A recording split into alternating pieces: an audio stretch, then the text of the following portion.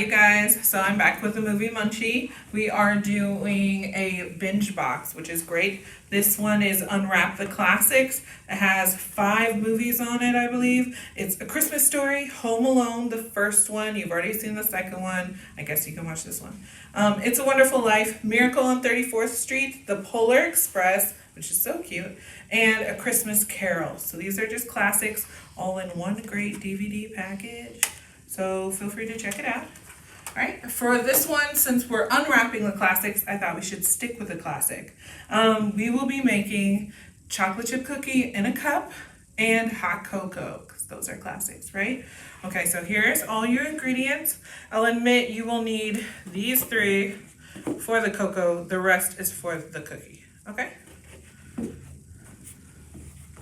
Let's see. So in our bowl, we are going to mix all of this up. Now I'm doing it for a bowl, even though it's for the cup, just because a bowl is a lot easier to mix in than a cup. You don't want a big chunk of butter stuck at the bottom of your cookie in a mug. Okay.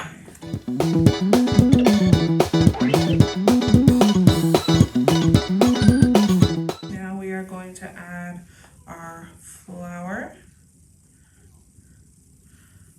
and then our chocolate chips. Now, I just dumped it all in there. If you want to move slower than that, you are more than welcome to. Do you? Okay. Don't forget to scrape off your spoon, because that's where some chunks can lie.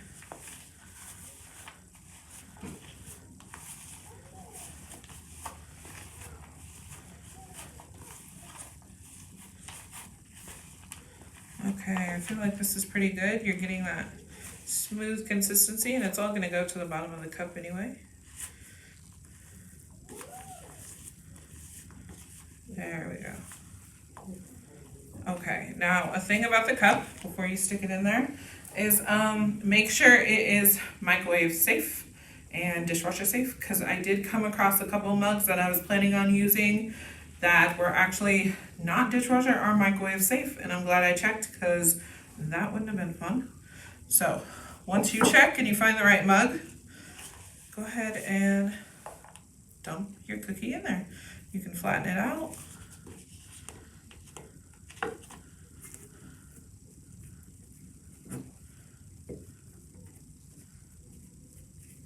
Okay, and then you're going to microwave. All right, guys, so you have your cookie done. This would be excellent with a chunk of ice cream on top, so just throw your ideas out there. It'd be great as like a cookie sundae. And now we will start our cocoa. So you're starting off with your milk, which I'm about to go heat up, and then you will add in your other 2 ingredients. It's best to do this in something like a measuring cup, something that has a spout, easy to pour into a mug, not the mug directly, of course, because I don't know if you guys know this, but cocoa powder can be very hard to break up. You can tend to get chunks in it, so you want to have a wide space that you can really work at it with. Okay, I'm going to heat this up. All right, you guys, so it did take a little bit longer than I thought it would to heat up the milk. For this one, I heated it up for a minute at first, but it still was kind of like cold / room temp to me. So I heated it up longer, and now it's hot. So I will add in the honey first.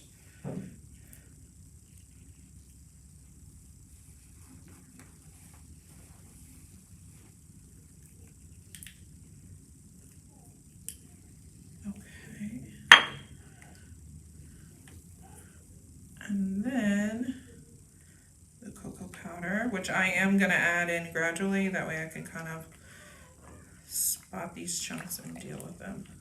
Now this would be better with a whisk. Or even if you're making a large pot all at once, a hand mixer. The electric hand mixers. Especially if you have like lots of friends coming over. Or, you know what, you could even pour this into an empty like water bottle, an empty Dasani bottle, and shake it almost like you would like a water flavoring in your bottle. Ooh, and this really smells chocolatey, sweet. All right, you guys, now I'm just going to mix a little bit longer, but once this is done, you will just pour this into a mug. Decorate it with whatever you like, cinnamon, a pinch of the cocoa powder, and whipped cream.